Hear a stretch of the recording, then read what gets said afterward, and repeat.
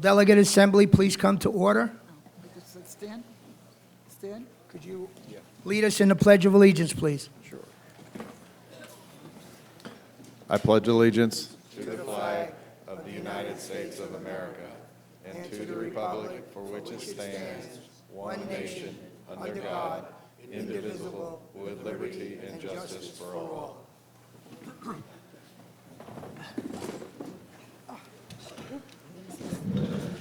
Good morning, everybody. While we listen to our law enforcement report, could you read your minutes? Because that'll be the next thing on the agenda. Officers, you're up. Good morning, everybody. Thank you for having me back. This my second meeting. Appreciate you having us. So we have some information for you. So for this month, for February, we had 55 calls for service, and there were 45 case reports. Nothing too exciting going on with crime within development. The big story this month is traffic. So our deputies did a traffic operation from January 1st through February 28th. The numbers were very eye-opening, I can tell you that. So I'm just going to give you a couple of stats that we had.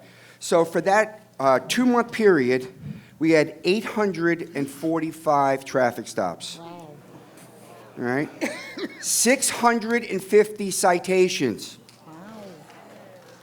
Wow. A little over 500 written warnings. Criminal citations, 55. Wow. So, we tried to educate a little bit. So you had 14 verbal warnings, 4 misdemeanor arrests, and the shocker here is we had 4 DUIs. So this is, so now if you compare, and this is the one that shocked me now, is so we compared the numbers from November 1st through the end of the year and during this operation. So just for traffic stops alone, increase of 540%. Citations, 598% increase. So the operation definitely worked. I think we've educated probably everyone on Okeechobee, Century Village, and the surrounding area. So we all know, and we see it every day, all right? Traffic, traffic, traffic. I know when everybody's driving somewhere, you see somebody speeding, somebody cutting somebody off, you have 2 people yelling at each other. First of all, we need to have patience. That's the most important thing. Second, please, please, please, slow down and follow the rules. We have so many fatalities in Palm Beach County. The way to avoid that is slow down and do everything you need to do. So that's our traffic report. One thing I do want to bring up, because we spoke about it last month, and it doesn't just affect everybody here at Century Village. It is about the fraud. We talked about it last month, and I just want to give you an example that we are all victims to fraud. So, and I know everybody here has probably received this already. This is my text from 2 days ago. So SunPass wanted to let me know that I have an outstanding bill. Yep.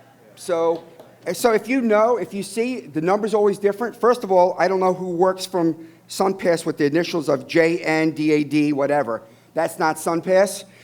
If you get a phone number, and SunPass doesn't function out of England because that was a country code.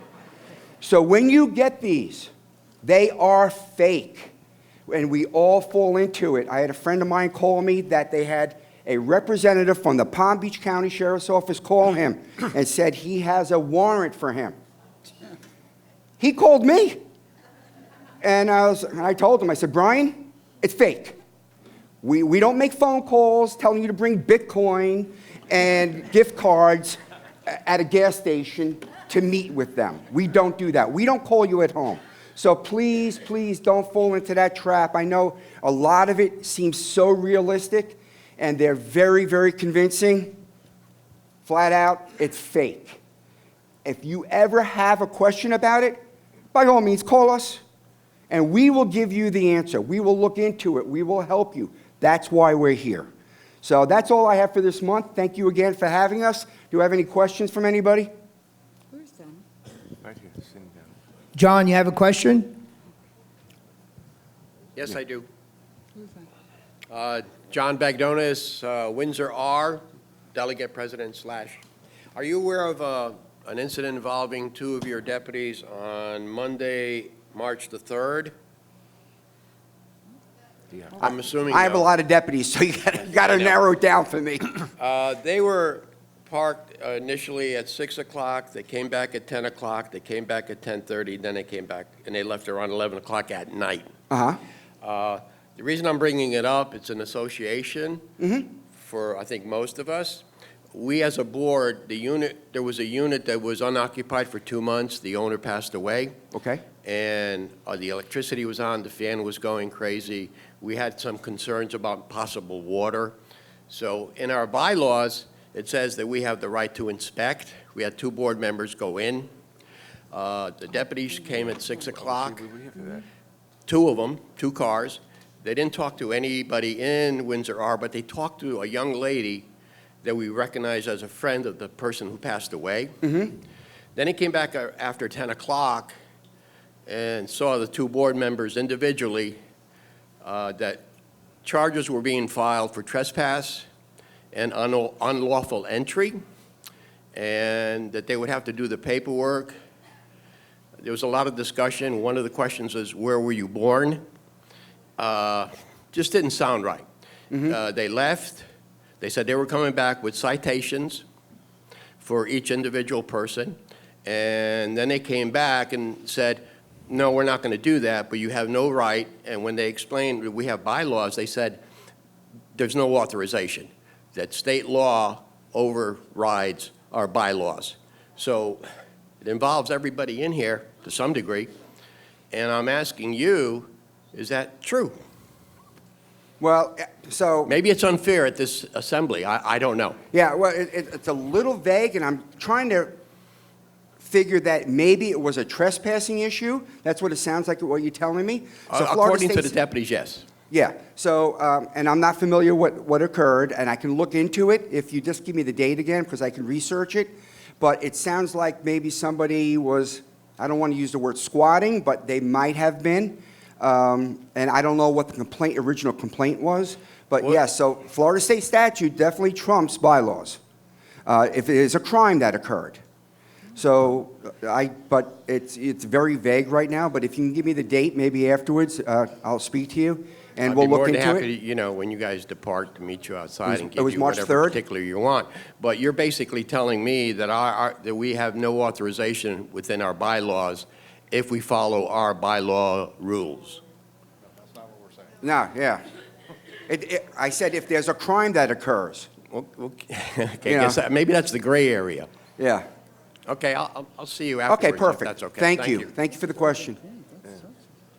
David? Yes, Steve Fornes, Dover morning, Condominium Steve. Association. I've had the same problem with officers before.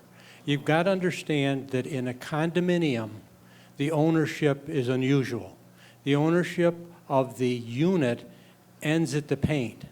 The association owns the rest of the building. Everybody owns a part of it. It is not trespassing when the building is fulfilling its fiduciary responsibility to make sure that the building is not being damaged. It's very clear that we have the right, as board members, 2 people, to go in to protect our property. The officers need to know that because we're volunteers. We work very hard to protect our property and administer our rules, and to have an officer harass us over something that they need to understand with a condominium. It's very clear. It's ownership. There is not a law that is broken. So I think maybe it's a little clearer right now. So you were doing a property check of a residence. Is that what you're telling me? That's exactly Okay. right. We call it a wellness check, Yeah, That's what right, the wording is, wellness check. right. Wellness No, check. okay, so I understand. So You were in the condo, and that's when the deputy, so somebody may have gotten a complaint. We'll talk about it afterwards. And any other questions? Perfect. Thank you, Okay. everyone. We'll see you next month. Be safe, please. Thank you for setting up the pill drop for us also. Okay, I'll entertain a motion to accept the minutes.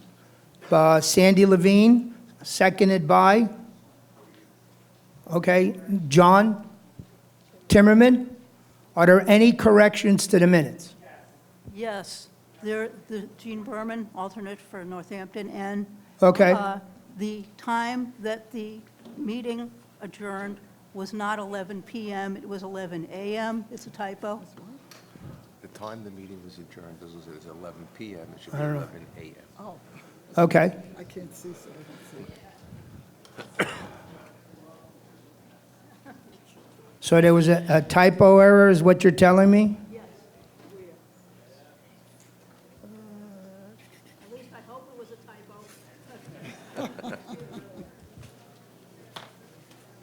I can't see. Yeah, the very meeting adjourned at 11 PM. Okay. All right. So that will be corrected to say AM, not PM. Any other corrections to the minutes? Niels, they misspelt your name. They don't love you anymore. Yes, we do. Okay, we'll take care of that. Second correction. Any other corrections? Okay, minutes will be accepted as presented. Okay. So we're going to do something a little different today. I don't normally like to get on my soapbox, but today I'm getting on my soapbox. I'm glad to see that we had a good turnout today. I'm glad that the pill drop was a success.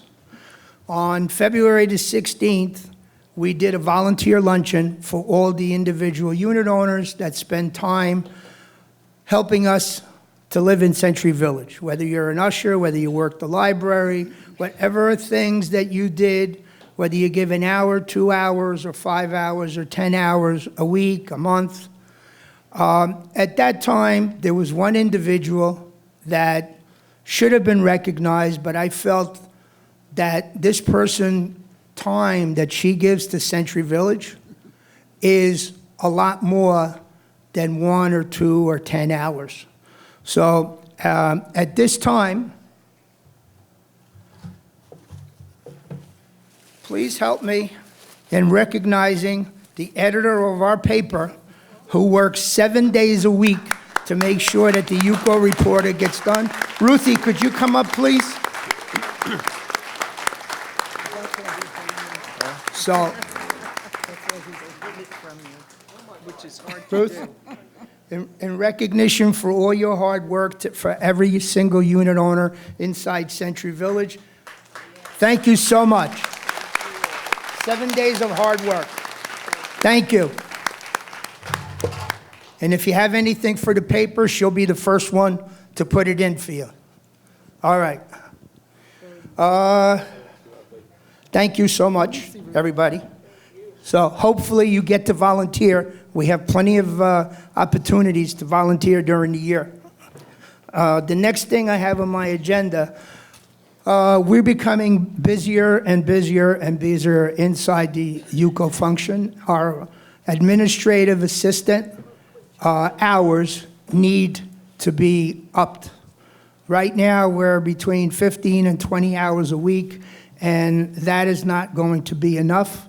So I'm going to have Joanne, our treasurer, explain why we need additional hours for our administrative assistant.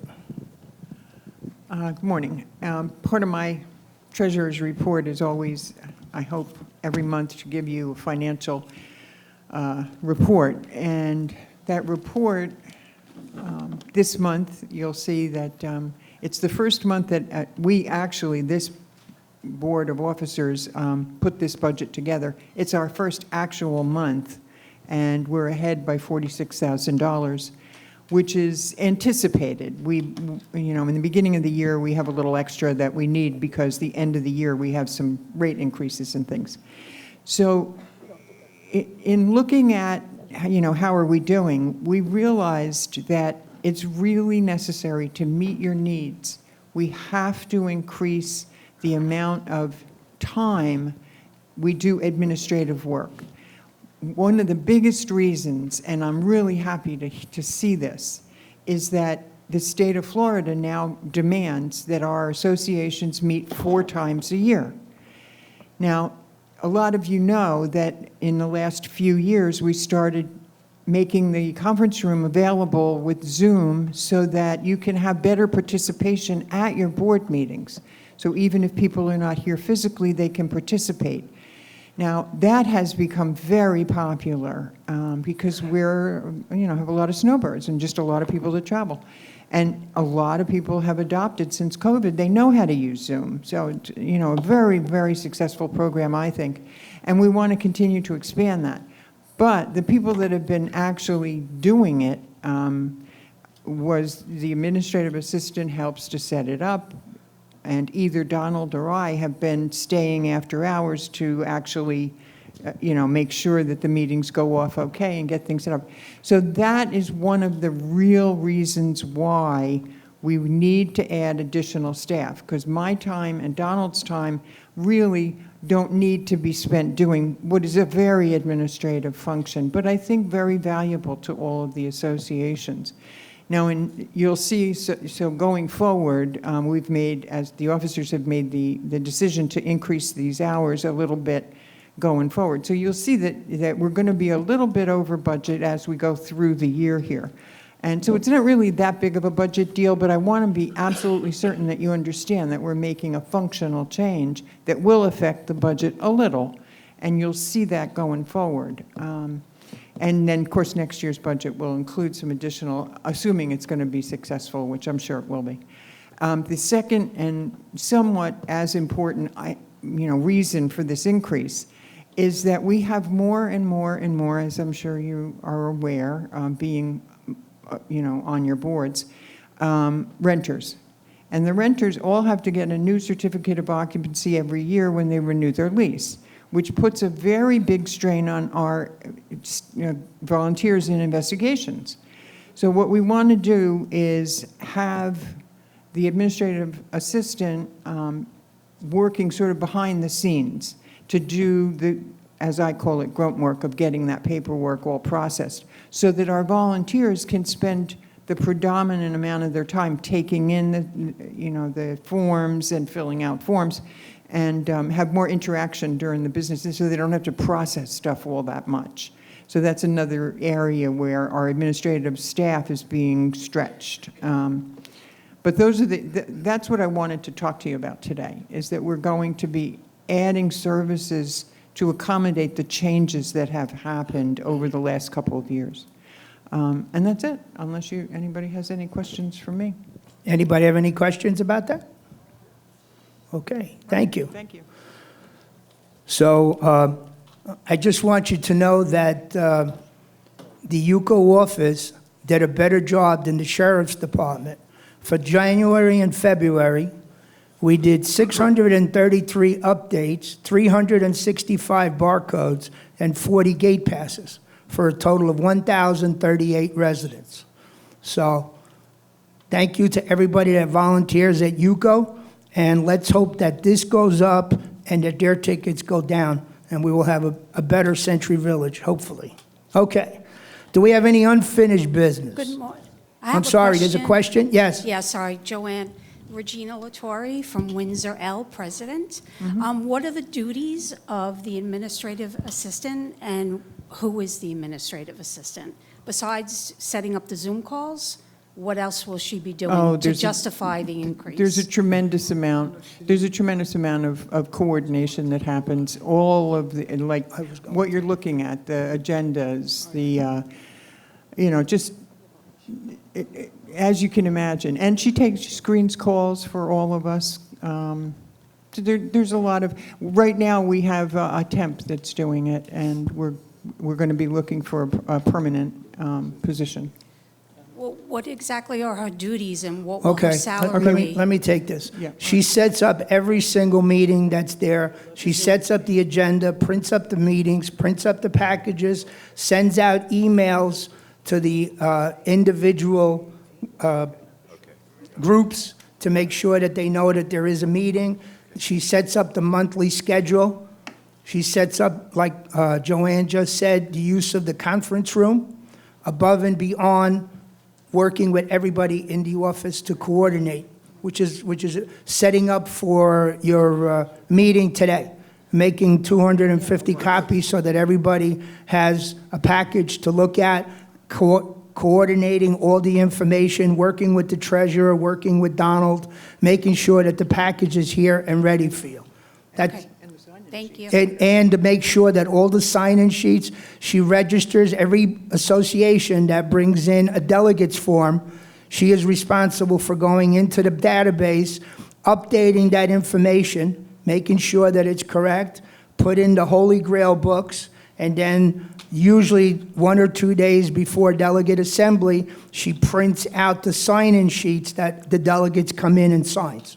Okay. That's just a little bit of what she does. Does the Delegate Assembly get an opportunity to vote on the increase of the Well, hours? that's what I was going to do. I'm going to ask if there's anybody that has an objection, or I would like for somebody to make a motion to give us permission to do that.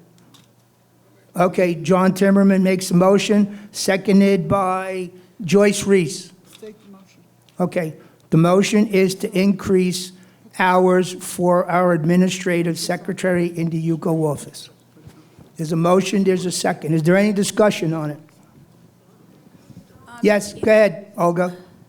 Can I just, sorry. Yeah, go ahead. So what hours is she working now, and what are you proposing the increase to be? Olga, come on down. The hours right now, Yeah. she's working between 15 and 20 hours a week. Okay, and what's the proposal for her? I'm Is it sorry? going to be full, what's the additional hours that you're We proposing? don't have a number yet. It will not exceed 40 hours. As more and more things that she does, okay, it will be added to her daily work schedule.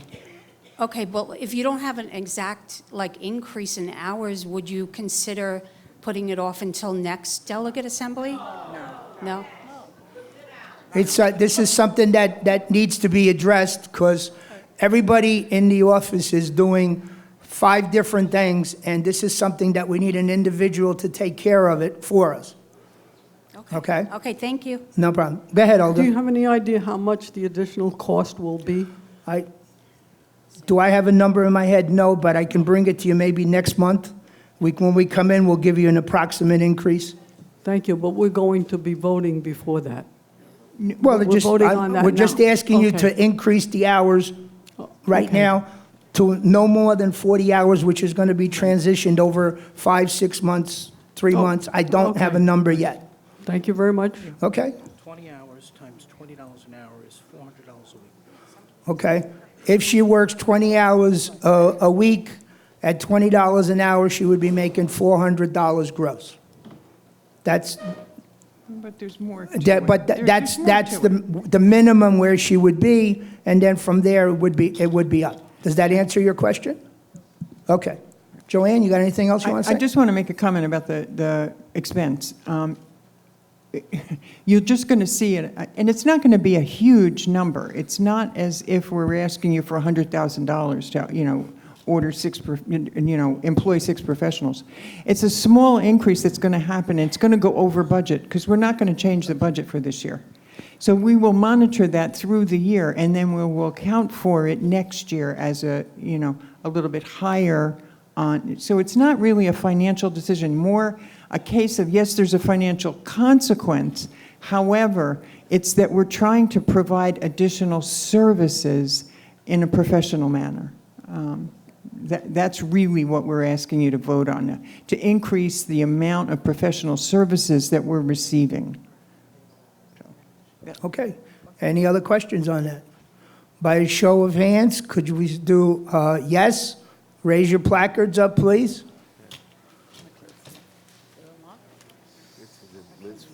It's Okay. It's passed. Okay. All right. All opposed? I see two. I see two over there. Last row and over there. Anybody else? Okay, the motion carries. Thank you very much, everybody. Thank you, we appreciate it. Appreciate it.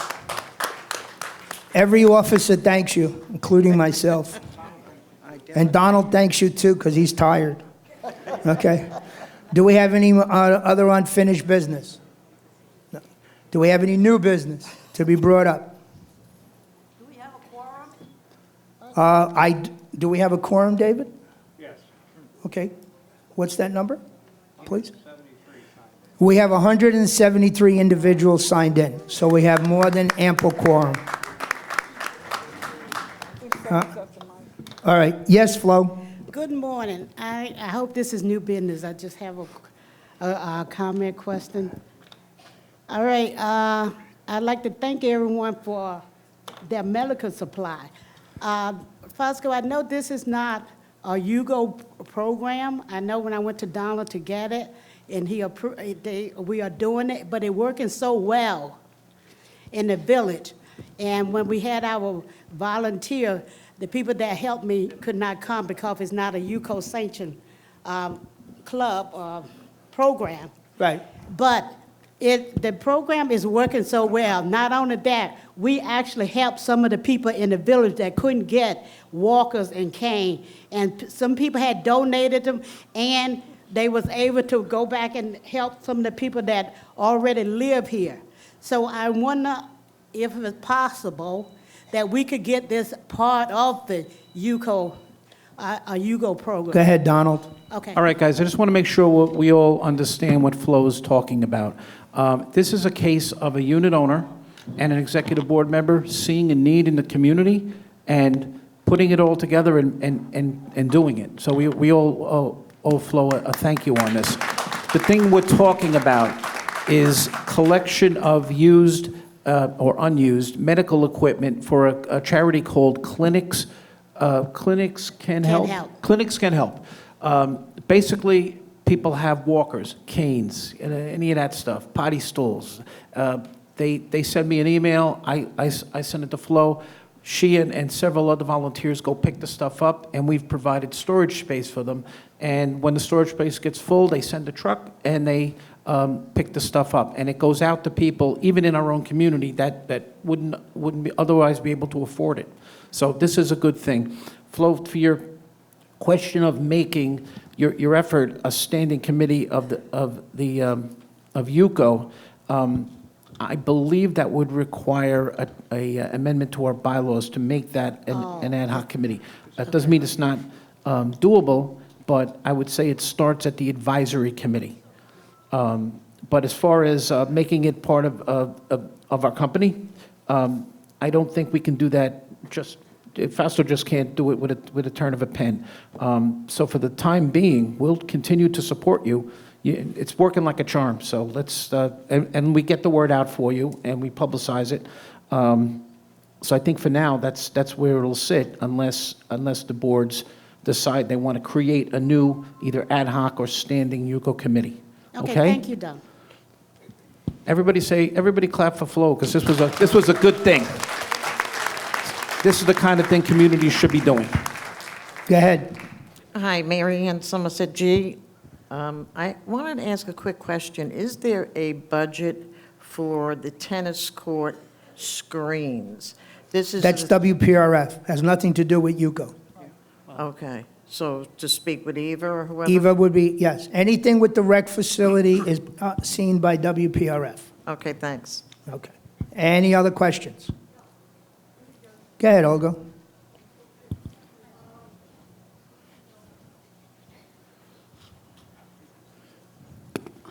I understand the advisory committee has been on hiatus for quite a while. Is there a reason for that? And Yes. are there plans to bring it back? There are plans to bring it back as soon as I could find a chair. That's the problem. The two previous chairs both resigned.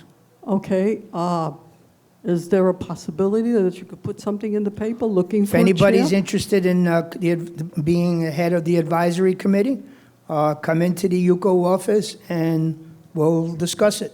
Okay, thank you very much. Okay, no problem. Any other questions? Yes. Hi, Peggy Osborne, Chatham A. My question, I don't know if it's new business, but I've heard it asked before. The new rule of somebody from the board going with the paperwork for a rental unit. Why was that step added? Because Excuse me, that's been in effect. effect since February of 1997. It was stopped because of COVID, because we didn't want people coming into the office, so we just went back to what has been in place since 1997. It's not a new rule. So it's not new? No. But it's back in action? 'cause, It's okay, back in action, When I yes. first moved here, we weren't doing it, and I did move during COVID. Peggy, So- I'm guessing your lead-up question would be, why do we have this rule in place? Absolutely. And I read your mind, and I know it's a pain in the behind. We realize that. Absolutely. But here's the thing. There's a reason why we don't allow tenants or prospective purchasers or, God forbid, real estate agents to bring this paperwork in. We want to make sure that you, the board, know exactly what's going on in your building, and there's no shenanigans, and you never have to wake up and see somebody moving into an apartment that you didn't approve. And that happens here from time to time. And this is all about protecting you and your interest as an association. Understandable, but the part that I'm trying to wrap my brain around is the fact that when I questioned the paperwork that came out during COVID, that was blank, we filled it in, not acceptable anymore, we're back to Right. regular business, I was told, okay, understandable. So now it has to be typed in once they show you a new lease agreement.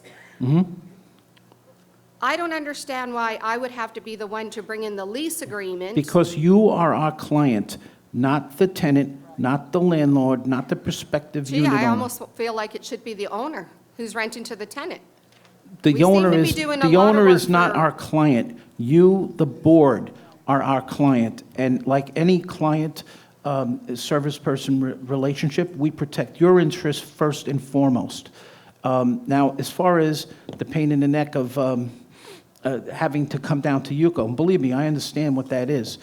There are lots of workarounds there. Number one, you, the board, can designate a unit owner from your association to be the legs, to bring it back and forth. We would need to see a letter from you on letterhead, 2 officers signed with the seal. The other thing is you can rely on your manager, which I believe in your case is Secret Services. Right. Seacrest will bring that paperwork and pick that paperwork up. We allow the managers to. Oh, okay, that's All right, good. now, I'm going to tell you right now, Sean doesn't like doing this, right? And I don't blame her. I mean, if you think we're pressed for time right now, you can't imagine what they're going through. But that's just part of the deal. Yeah, well, so- it's just like, no matter what, the new paper has to be typed out. And not for nothing, Peggy. And We're then we're neighbors. I then live it's across the brought to street us. from you. I make home delivery calls and pickup calls when needed. Right. I've got people running associations from medical recliners and hospital beds. I run that paperwork to them on a case-by-case basis. I can't do it for all of you, obviously. I would wear through tires. There's not enough time in the day. But if you're stuck, you get a hold of me. We'll make it happen for you, all right? We want it to be easy, but we kind of made it too easy during COVID, and that was Oh, I understand, I understand about the whole paper needing to be typed out. But please who understand picks that this paper is up not, as this long is as not they- bureaucracy for the case, Right. for the case of bureaucracy. We're doing it to protect your interest, which is our only job here, all right? Well, if the person comes in with a lease agreement, right, and you're typing out for them, just like Yeah, I to have no renew idea, it. and I mean, how we am I still have gonna, to how, sign it and how seal is it. my office going to make sure that they're there on your, you have to approve this. So you're putting us in a position of trusting them that you know about it. We need to speak only to our clients. We don't, and that's the other thing, we don't discuss client business with anyone but the client. You're our client. So this is also about protecting you against potential legal actions, lawsuits. We don't talk your business to anyone. And believe me, these agents do come in and say, oh, can you check to see if such and such investigation has been brought in or has been, we don't say a word. I'm not talking about investigations. I'm just talking about the rental extension. Okay, let me just say something. Not more than 2 weeks ago, we had a president of an association come in and said that a realtor had put someone to live in her building and that had not been approved. The realtor just decided rent this apartment. I'm not sure how that would have happened because they have to have that paper typed out by you, and you have to see the new lease agreement. Peggy, they forge it. They forge it, they don't bring it to us, okay? And let me tell you, Peggy, if that happened in your building, you'd be banging on my door saying, how did you let this happen? So we're trying not to let it happen, so you can't bang on my door. Okay, question By the way, bang on my door anytime. All right, thank you. Do we have any, yes, sir? On purpose.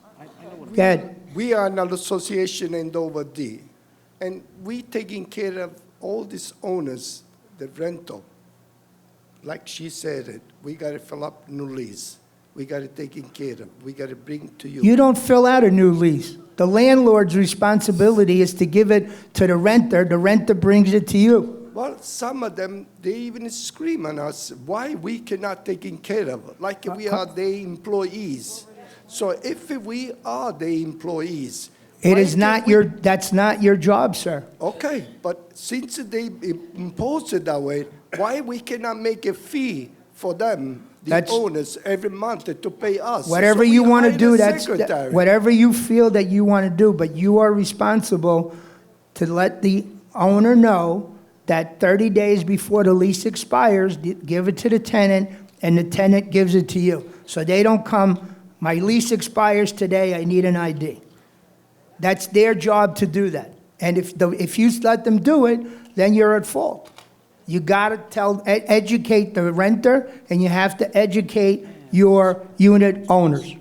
Some the owners, they even ignore you to call back or to email. It's not a problem. There's a cure for that. You, the board, determine who lives in your building. 4 months before the lease expires, you send a registered letter to the owner. We're not going to renew your residence lease. The owner. The owner. You send that to the owner. Not the tenant. Not the tenant. The owner gets the letter. The board will not approve your tenant. You'll see how fast they get in touch with you. All right. That's your privilege. That's what you have the right to do. Yes, ma'am. Me? Yes. Hi, Ann Conroy, president of Sheffield Den. Same topic. I don't understand why the board members have to go up with the paper. Because the board determines who lives in your building. We put a condo seal on it. Yes. That says that somebody, that an officer in the association. Well, we have things that happened in the past contrary to that. Hey, Mrs. Conroy, do you want to see me as an exercise get a seal for your association? I'll do it now on my phone, on Amazon. Well, has that actually happened? It actually happens. All right? Yes. This is, believe me, this is from having issues in the past, and again, this is to protect you. We've never had that issue in my building. But it, everybody says that till it happens to them.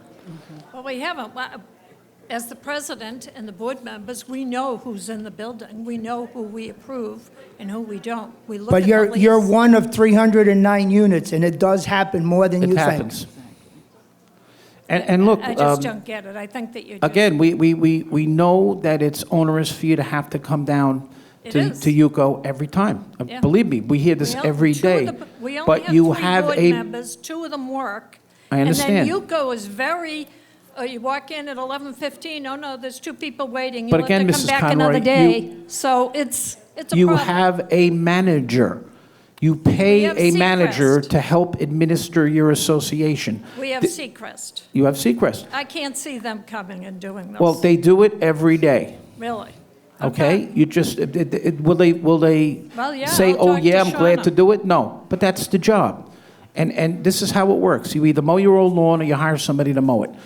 If you guys don't want to walk the stuff down, either designate a trusted unit owner to do the legwork, or just put it on your manager. So You guys are exec, Any unit owner could bring the paperwork? as long as you authorize them in advance with a letter to UCO.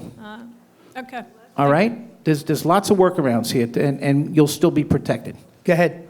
Fosco, yesterday, a tenant that is currently renting in our association came to me because I was a past president with a question. He says, Judy, I've been back and forth 3 times today trying to get this lease approved. The president is in Ireland. The vice president is on her way to Ohio and doesn't have time. What am I supposed to do? Who are the other board members? And the secretary wants nothing to do with it, and the treasurer wants nothing. Have you had your annual elections yet? No. Time to have a board that's going to function for your building. It's a board misfunction that you have nobody there to help an individual. There is no one there. Okay. Yes. Joyce Singerman, Oxford 400. I think you partially just clarified the reason that this is being reinvented, whereas for many years before, associations would have the form, it would be completed by board members and with the seal, and the resident, the occupant or the tenant would then be able to go to WPRF and get their ID card, correct? Yes. Okay, and that, in the That last- system has been abused. Right, okay. Yes. None of us really knew why. I think we I think assumed. this has been discussed several times in this chamber, that certain things happen that put the rest of the board, 4 board members, doing something, and a 5th board member who was in person with the seal authorized somebody to live in the building that the other 4 didn't know. Okay, so. So that's the extreme part of it. Okay. I think what I just found out is that it doesn't have to be a board member that needs to go into the UCO office in order to facilitate this? You may, the board, may designate a trusted unit owner to work under your direction to pick up and drop off, but we need your authorization in writing on your letterhead with 2 board members signing and a seal. Okay. You're essentially deputizing a non-paid manager, right? So again, there's lots of workarounds here, including one of us coming to your house if you want crutches. Please don't do it if you're not. We want to protect your interests, and we want to make it as easy for you as possible. All right? You know what would make it a lot easier as well? Making it available so that we can go to WPRF and. WPRF did offer to help us out. The young lady that was there that was doing it quit. Right. So they don't have anybody there. That's why we're trying to step up what we do to make it easier for you. Right, but we look forward to having the ability, I more under- hours, so that we're not. We'll be working on that. Okay, thank you. Yes, ma'am. Barbara Alper, President, Kingswood F. I'd like some information. The state passed a law that as of 2026, associations would have to set up their own website. 25 units or more. Yeah, well, we're 26. Yes. Will UCO be a host for these, or would Seacrest, who, You have to set up your own website. will there be any guidance in setting it up? Seacrest will give you guidance in this regard, help you find a vendor that can do it for you. There are people here in the village that are picking it up sort of as a cottage industry. But start with your manager first. Okay. Because this isn't just, I mean, we could all set up websites ourselves. It's easy. But you have to make sure that it's statute compliant. Yeah. So start with your manager. And they'll direct you to a vendor that can help you, all right? Okay. All right, thank you. It's not very expensive. Okay. Any other questions? All right, one more question. Yeah, I see them. Hi, Georgia Fleming from Andover D. I'm president. Talking to the mic because they can't hear you. Oh, Georgia Fleming from Andover D. I just want to thank you that you are doing this program the way it is. My feeling is that it's structured. Before, when we were doing this paperwork, nobody knew who was living where or anything. Now it is, I'm hoping you guys have a computerized file of all this, of all the names, right? If anything Yes. comes up? Absolutely. Okay, so we all should be thankful, and we should clap for them that they're doing this. Oh, thank you, Mrs. Fleming. And if I'm not Positive mistaken, I do remember there was an issue in your building that we had to help you with of this very nature. So, thank Okay. you. All right, moving on to Treasurer's report. Joanne, you're up. Well, I don't think I have anything to add other than this is the first month you have the financial statements. I'm very happy with the outcome. And if there's any questions regarding this month's financial statements, I'll entertain them. Otherwise, that's it for me. No questions for Joanne. You're doing a good job. Thank you. Okay, UCO reporter, Ms. Ruth. That's me. Good morning, everybody. In your packet, you will see that for the month of January, we were ahead $1,484. I have a report that goes through February. In February, we had an additional $2,208.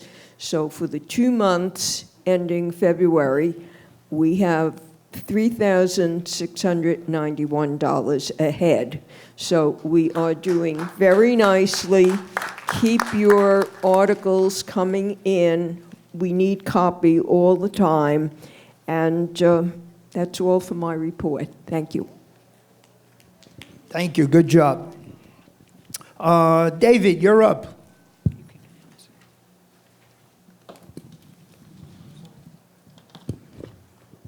Good morning. First of all, I want to do is thank all the candidates who are running today. I wish them all the best of luck. The election process is a lot longer than a lot of people may think. The first thing that happens is the nominations committee. They're the ones that encourage people to run. I ask them, they send out the letters to the candidates that terms are expiring and letting them know that they must run again if they wish to continue. It's a lot of work. They are also the ones that are responsible for getting the ads into the, and the bulletins into the UCO Reporter and also to the TV stations. And finally, they conduct the nominations from the floor. The people on that committee are, and I don't usually speak this long, but today I will.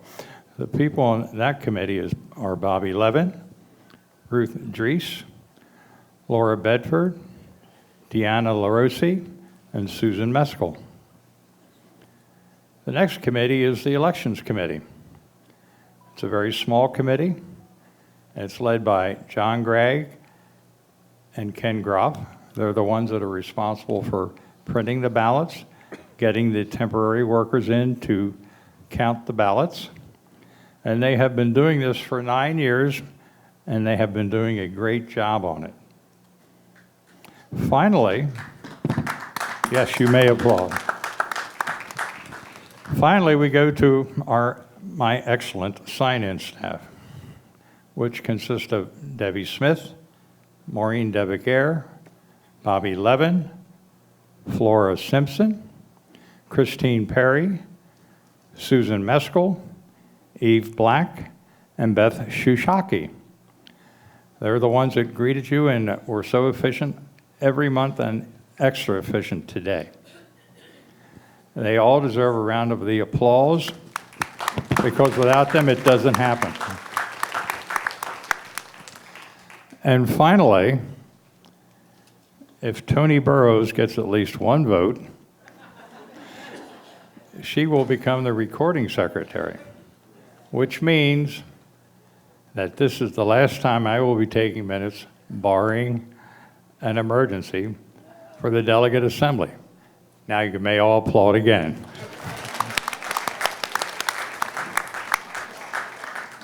Thanks again to everyone who attended. It was a great turnout for the election, and as soon as I get the results, we will put them on the TV station and the blog. And I thank you again. Thank you, David. Jerry, our Vice President. Okay, right. Good morning, everybody. A couple of things that I'd like to share with you.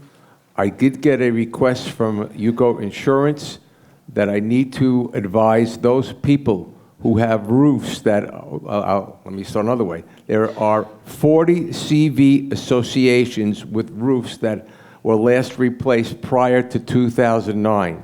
Just be aware that there will be premium surcharges for all roofs that are close to 20, or actually 15 to 20 years old. So if your association has a roof that may be older than 15 or approaching 20, I advise that you go and see Mike at the insurance office and straighten out what is going to be done with regard to your insurance. Because for what he told me yesterday, there will be surcharges starting on older roofs. Insurance companies are now going to request inspection reports on older roofs. They do it by satellite, they do it whatever way they do, but it's something that you really should be aware of and your association should be aware of. And just be on top of the condition of your roof, especially as it comes to hurricane season, which will be before we know it. So again, if you have any questions about insurance and your roof, please see Mike at the UCO office. I'm going to ask Donald to speak about it when he gives us a report, but he wrote a very good column this month on the 80-20 rule. And he'll elaborate on that when he gives a report, but I think everybody should be aware of what the 80-20 rule is and how it will affect your association. And then there's something called the 8-year, 10-year term limit rule. I've been getting calls in the office. This board has been here forever. Can we get this board, changed, etc.? The state legislature passed a law back, I think it was in 2021 or 2018, that term limits for board members are 8 years, 8 consecutive years, which is going to start as of 2026. So if you have somebody on your board who has been serving for 8 years, they would be term limited with 2 exceptions. One is if you don't have enough people to fill up the board. The other exception is 2/3 vote of your association asking that the person be kept on. Otherwise, you're term limited as of 2026. The Corporate Transparency Act, on again, off again. The latest is off again, but many associations have done it, and just leave it the way it is right now. And it doesn't hurt by doing it. But the latest thing that I read this week is that it's off again. So just be apprised of that. We also had a situation this week. The gentleman from Windsor who just spoke about a wellness check and so on. Just make sure that you have an attorney that is on call for your on retainer for your association. It's really important when you have situations such as that you have an attorney to go to who will be able to respond on your behalf. Again, if you don't have an attorney on retainer, get somebody. Just make sure that you're covered. There is a lot of associations having their annual meetings now. Board members are being elected or put into place. Just remember that those board members have to take that 4-hour class if they haven't done so before. Somebody sent me a question, will you go enforce the 4-hour class? No, we do not enforce the 4-hour class. It's basically an honor system, but any owner can request a copy of the certificate of that board member. Any owner of the association could request to see, and if they haven't taken that course after 90 days, they are no longer on the board. So it's your right. If you want to check and see if a board member took it, you have the right to go to the secretary who's supposed to have it on file to make sure that that board member has taken that 4-hour course. Just be aware also, those of you who use Seacrest services, they now have a new accounting system, an online portal, and you should have gotten paperwork on it. And if you haven't gotten, I would urge you to request Seacrest to send you the proper paperwork for signing up onto this portal. Okay, two more things. I had an association ask me a question. Is it true that UCO limits an association to 20% of the building being rentals? And the answer is no, it is not true. UCO does not tell you what to do. It's in your bylaws and your documents whether you're going to have rentals or not. There are some BIM buildings who do not allow rentals at all. That's in their bylaws. There are some real buildings who allow rental every 2 years. That's also in their bylaws. There are some buildings who have once in a lifetime. We don't tell associations how many times you can rent and who to rent to. It's part of your documents. And I tried to make that clear to the gentleman I spoke to yesterday. Finally, one last thing. I got a call last night at home. We just got an investigation back, and person is a felon. But we also got a certificate of occupancy along with it. Do we have to take him? And the answer is no. Your association makes the final decision as to who you are going to have as an owner and not. And we have nothing to do with it. It is you, the association, the president, the board who decides, do I want this person or don't want this person? If you had an investigation done through UCO and you're not happy with the results, you have an attorney that will give you a legal opinion. And based on that legal opinion, you can make an educated decision as to if you're going to take that person or not. And finally, anybody who's Irish in the office, I know it's going to be St. Patrick's Day in another week. We're not going to be so happy St. Patrick's Day. Thank you. Before we move on to Patricia, 2 notes. There will be no security meeting this afternoon at the UCO office because we have a presentation here. And second of all, there's a flyer. Put it up on your bulletin board in your package. There will be a shredding event April 4th, which is our next Delegate Assembly.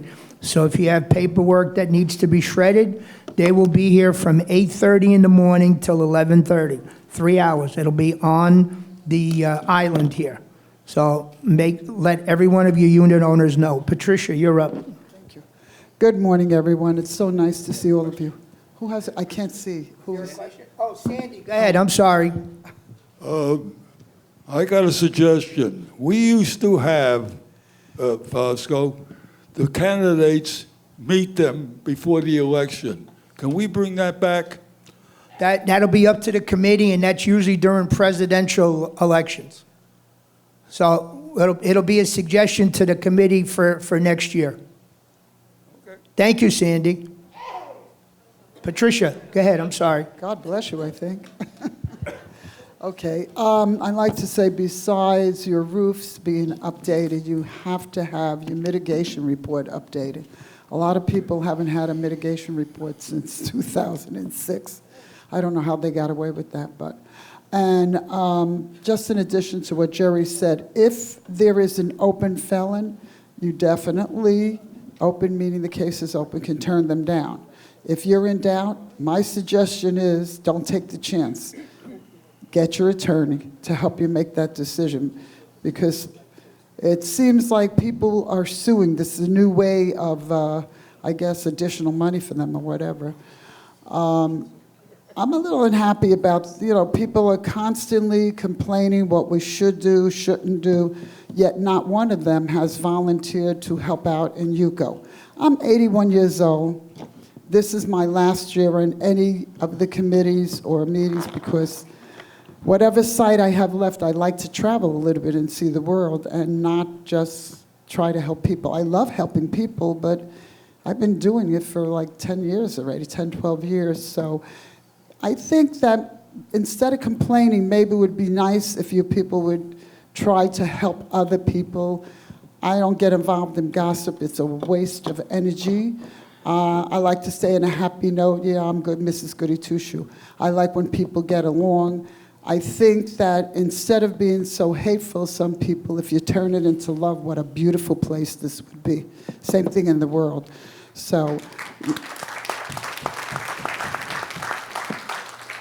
and remember that we all have an opinion about something. In my meetings, I always allow people, whether I agree with them or not, to speak up. I can't stand when we're adults, we go to these meetings and these courts and we boo and we yell out and we overtalk. That's extremely rude and very childish. You can get up. The same people who are booing and making comments never get up to speak. So let's be adults about it. Don't attack us or your neighbors or the building. I think that you catch more bees with honey than vinegar. What does that mean? Try being kind. Try being kind, try being understanding, try and be compassionate. I know I always talk about these things because I really feel this from my heart. I always speak from my heart. I love people. I love helping people. But I'm getting a little tired of everyone complaining. Why isn't the office open 8 hours? Do you think we're youngsters here? We're getting on in age, and we appreciate the people that stepped up this year for the election, and I think some more people should get involved. Please be nice to each other. I'm not talking about transportation because you already know, no more additional buses, etc. Just be kind to one another, and God bless all of you. Thank you, Patricia. Okay, from our Senior Vice President, Stuart Richland. Just a comment about moving the clocks. I was waiting for somebody to say something, they didn't, so I'm letting you know. Remember, you're going to lose an hour's sleep, but so what? It was interesting that so many people talked about the board members not being here. For the first time, I had 4 unit owners come into the office and had, not a complaint, but issues and problems, and there is not one board member available. They're all gone. And when they try to contact them, they're not returning their calls. And I hope this is not a trend, because if it is, it's going to be a very difficult problem that the unit owners have and the associations are going to have with running their buildings if they don't have anybody available to make decisions. So when you have meetings, try to ensure that at least one of your board members is here to make a decision that they have to for the running of your building. I was glad that the police were out in force and stopping people. I see them all over the place, and that was really, I had a smile on my face. However, there was one thing that happened that I could not smile about.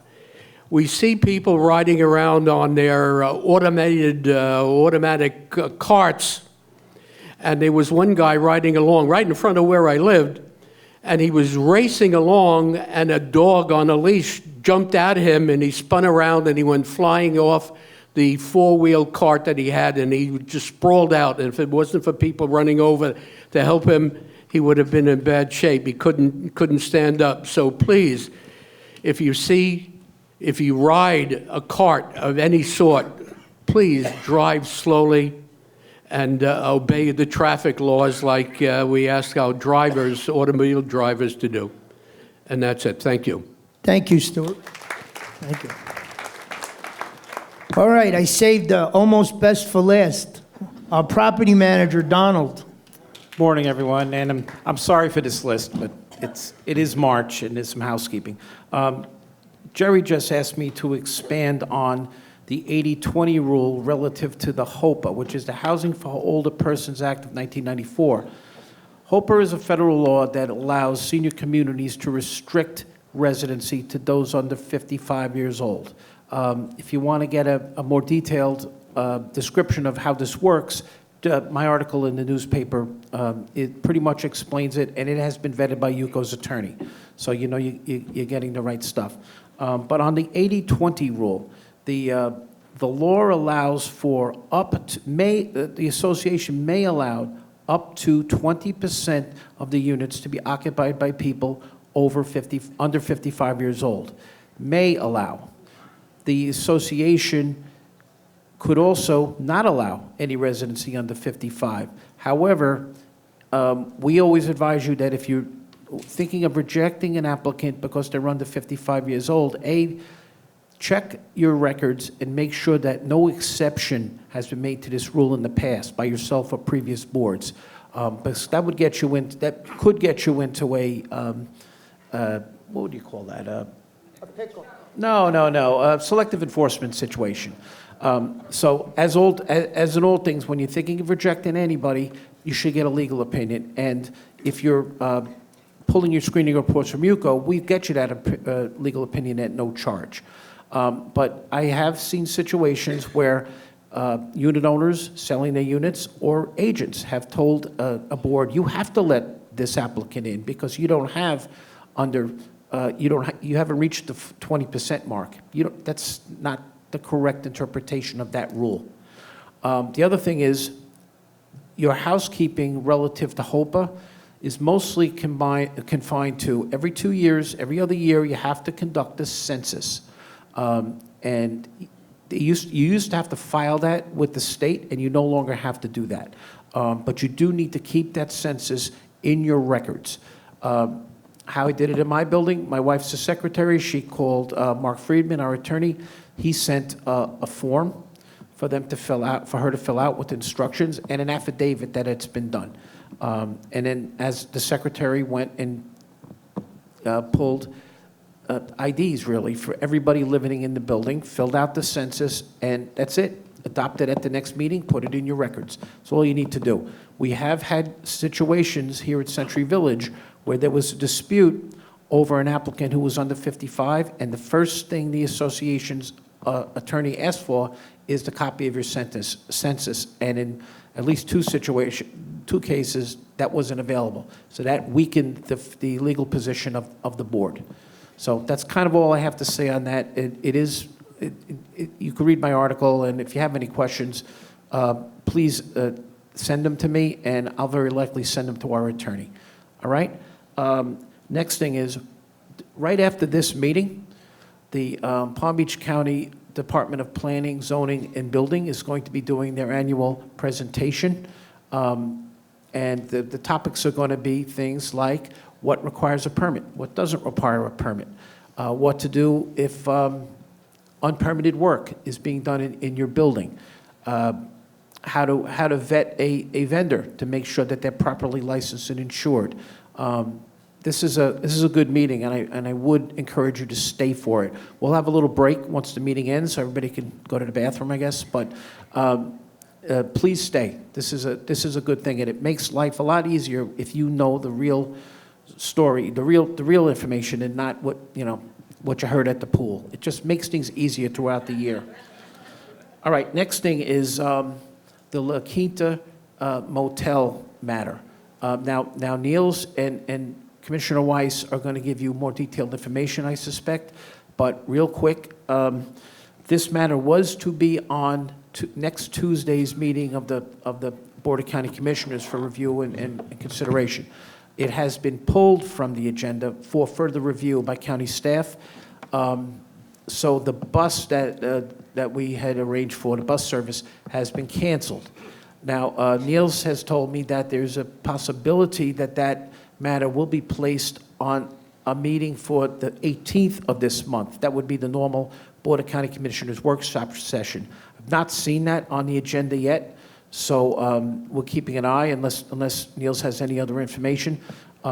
If the matter is to be considered at that meeting, we will provide bus service. So if you're on the list, you're still on the list. You just need to show up on the 18th instead of the 11th. If you want to be on the list, just in case, just send me an email, and I'll make sure you're on. There's no limit to how many people can use the bus service. If you're going by yourself, the meeting would be at 301 North Olive Avenue in downtown West Palm Beach. Next, this past month, we've had some concern raised by mostly people in the Andover and Windsor sections about the work that's going on along South Canal. Now that the land clearing work is done, it becomes very visible that there are sections of our perimeter fence that are missing or damaged. This happened about 8 years ago, and it was done by FP&L. So just to let everybody know, we're getting ready now to do the dredging phase of this project. I think the deadline for proposals will be April 1st. It'll probably take a month for our bids and officers committee to select a vendor, and then we'll move forward with that. So I would expect that job to be done by the end of the summer. Once the dredge work is done, the fence along the south side of Century Village, which is about a mile long, will be either replaced or repaired where needed. So you're going to have a fence again, which is a good thing. Same goes for North Canal. At North Canal, UCO was in the final phases of obtaining ownership of North Canal. Once that's done, we expect that our engineer project manager from South Canal, we're just going to put him right to work at North Canal. And same deal. The land clearing is done. Dredging will be next. Once that's done, that fence along the entire north side will be repaired or replaced as needed. There are some security concerns there, and they're well-founded. Just know that our security contractor is keeping an eye on those areas. There are cameras placed, and we've had no reports of anyone crossing the moat to get into Century Village. So just to let you know, and please let your neighbors know as well. Just two more things. This is the time of year where we have a lot of issues with boats, jet skis, recreational vehicles, campers. They're not allowed in Century Village. So if you could just spread that word, let your neighbors know that that's just not allowed. God bless you. And one more thing, just over the past week, we've gotten some complaints about FPL streetlights being out.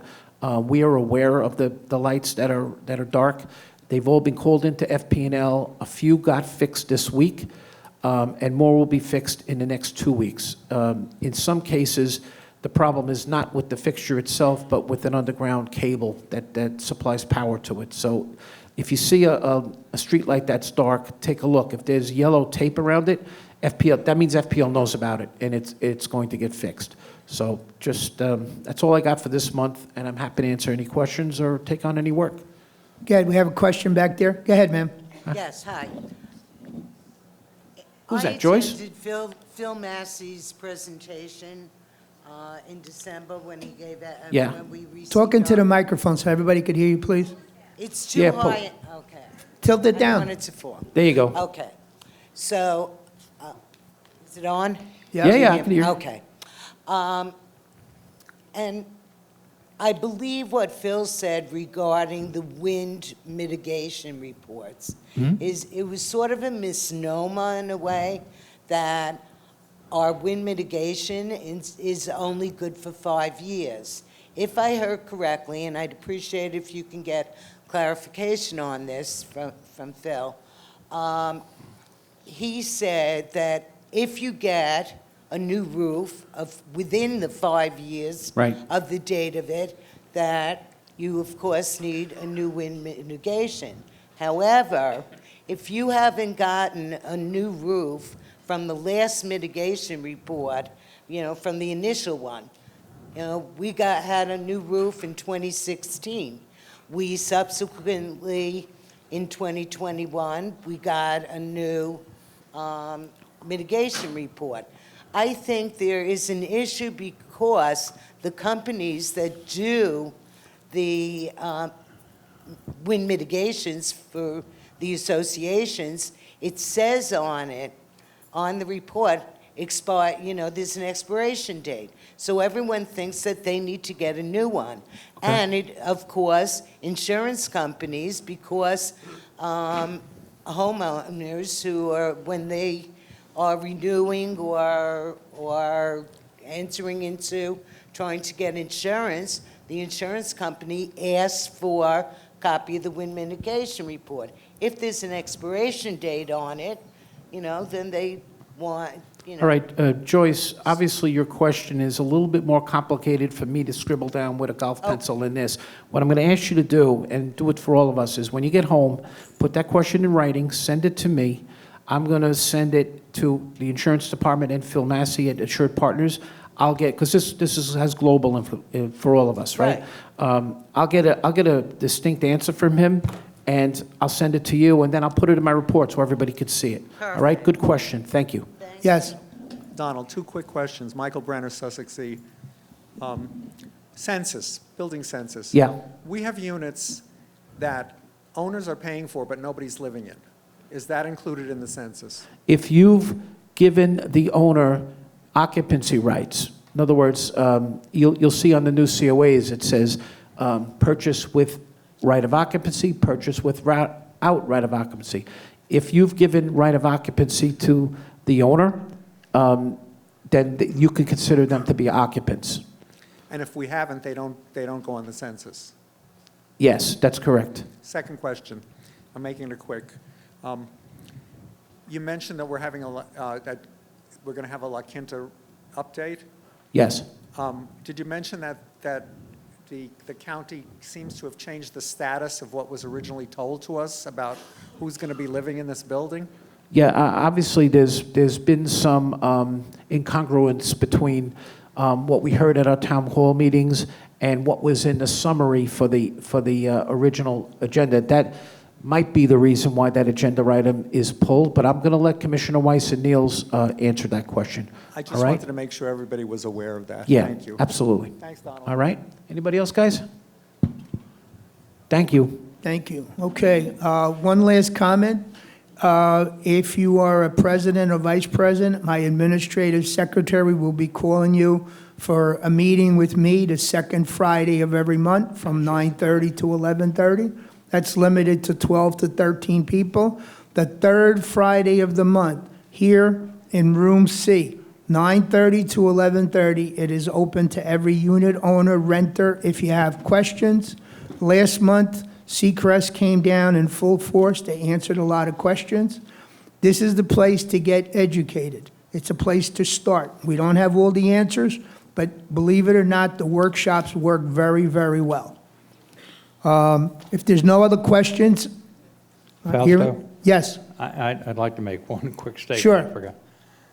I forgot to mention, and I know we overlooked them, but the staff here that does the cleaning and maintenance here at WPRF Glow, they're just a great bunch. Every time we need tables put up, whether outside for the Delegate Assembly or who's ever here, they're always faithful and without any complications. They just do a wonderful job for us. Thank you. And our security company does a hell of a job in here, too. They keep a good job. Thank you, Lawrence. Commissioner Weiss. You vote with their feet. Well, good morning, everybody. Good morning. Hope everybody's doing well. A couple things to update you on. Let's see, I've got three things for you this morning. The first is the update regarding there had been an application put in for a rehabilitation, drug rehabilitation facility next door. That petition was withdrawn. That application was withdrawn by the applicant.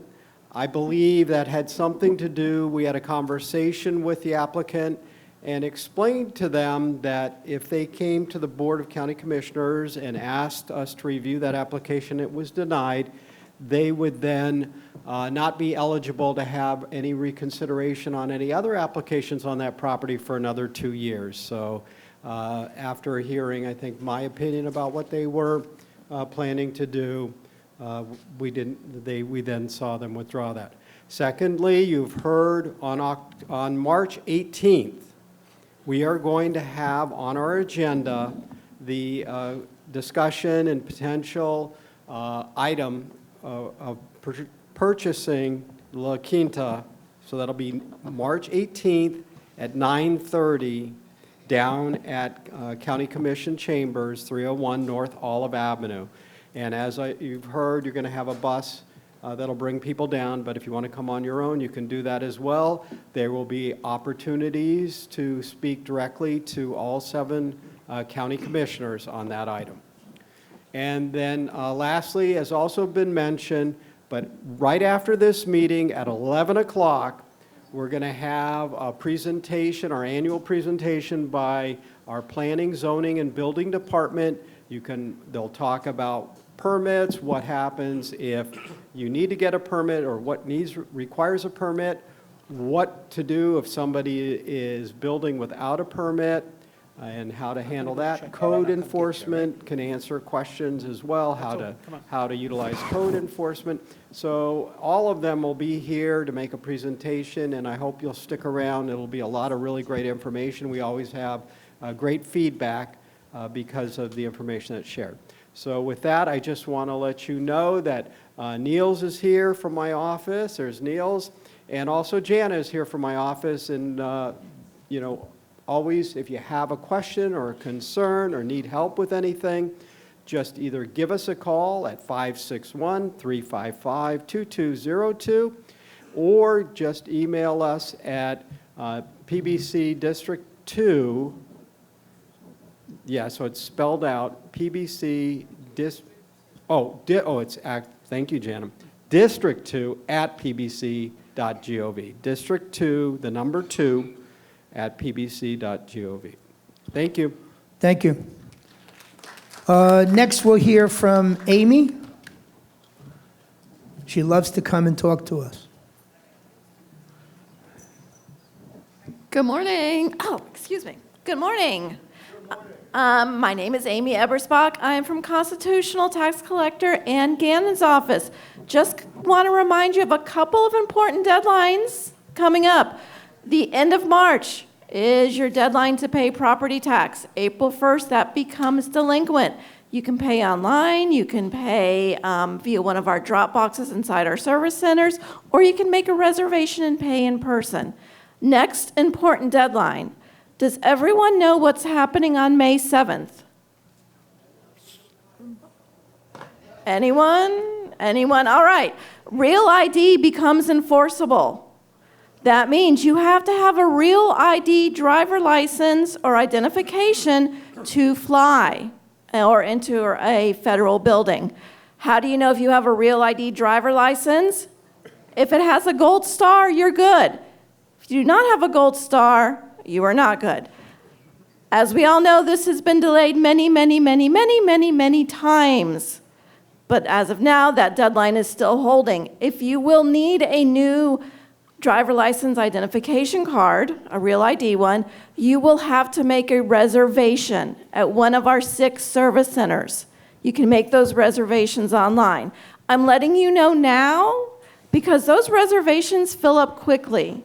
As of today, our first driver license reservation is going to be in April.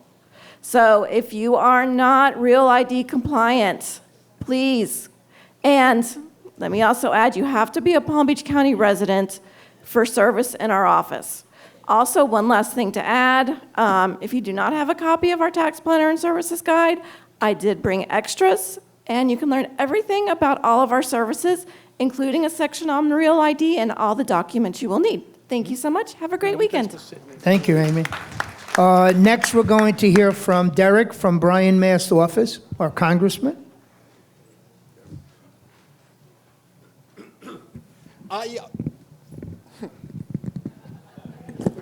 There you go. Good morning. I really have nothing to say. I really came to listen to you all and ask if you had any questions. Seeing none, I will go sit down. Thank you, Derek. Okay. And the congressman does listen, and he sent somebody here to listen to the voice of Century Village. Next, I'm going to ask Michael Keevan. Oh, hold on. I'm glad Fausto brought that up. I've been with the congressman since he was first elected. I was hired by the congressman, so what Fausto just told you is absolutely true. The congressman knows, number one, what goes on in his district because he lives in the district, he works in the district, and number two, we have, for the last 8 years, provided weekly reports of what we do, and I assure you, Century Village is always in that report, and more importantly, Century Village is always in the news. That could be good, it could be bad. Next, I'm going to have Michael Keevan and Maggie from Kano Health. They would like to introduce themselves. Go ahead, sir. Good morning, and thank you so much for your time today. It's a privilege to be here. Kano Health is your neighbor, if you don't know. We're right here in the village, and we're in the building just down the street here. And we provide primary care services for people on Medicare and Medicare Advantage programs. So it's kind of nice to go to the doctor in your community. We have a male and female provider in our office, and they're bilingual, so they're both fluent in English and Spanish, and so is all of our team. But the reason I'm here today is I want you to know the services that we provide there, because you may not know them. For one thing, if transportation is an issue, we do provide transportation to and from our office at no charge for all of our Medicare Advantage members, because it's important to get your health care services and have a way to get to your physician's office. We also provide x-rays in our facility. We do blood labs in our facility, so you don't have to go out to Quest or LabCorp. You can come just to our facility, but you must be a patient at our facility to get these services. Also, one of the services that we kind of keep quiet, and I don't know why we do, it's called Kano at Home. And there's two functions to Kano at Home. One function is we have a 24/7 medical urgency line, meaning that our patients can call us anytime, 24/7. They'll actually talk to a medical professional here at Kano Health. If it's decided that they do not need to go to the emergency room, but they need to be seen, and it's after hours, we can send a nurse practitioner to your home to help you with your medical urgency. And then also, we know as our patients age, sometimes they have the inability to get to our office because of their illness. So we can send somebody to your home to help treat you.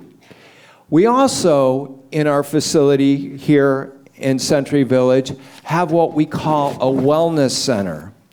Our wellness center is available for our patients. It's open Monday through Friday. If you're a participant in our wellness center, we provide breakfast every morning and lunch every noon for our members. These wellness centers are full of daily activities. Exercise, we do crafts, we do numerous educational and nutritional courses to help you with your life. And then we also provide a lot of specialty services right there in our offices. In fact, we bring a cardiologist once a month to our office. We have pain management every Wednesday. Your 3 minutes are up. Oh, I'm sorry. If you have additional questions, you can go to the Kano office and they'll be happy. I believe you do have some literature, right? If you want Yes. to hand it out, it'll be available in the hallway. And Maggie is able to provide tours of our center to anybody that's wanting to get a tour of our center. Thank you. All right. Thank you so much. Hey, Fausto, do you mind if I jump in for a minute? Sure, go ahead. Hold on. Just on a personal note, my mom is a patient of Kano Health. She's not here this winter, but she does participate when she's here in the wellness program, which is a daily program. I believe that program saved her life. She was at the program. I drove her there. Didn't she look fine to me? The workers saw her and said, "There's something up." They took her into the room, took a blood pressure, straight to the hospital she went. And the good thing about this program is it's inside a medical facility where they're trained to look for things like this. So just a little personal note from me on this. Thank you. Okay, thank you so much. Thank you. All right, we're going to take like a 15-minute break, and so they get to set up, and we'll get off the stage. Thank you, everybody. We're going, yes, meeting is adjourned, yes. Break.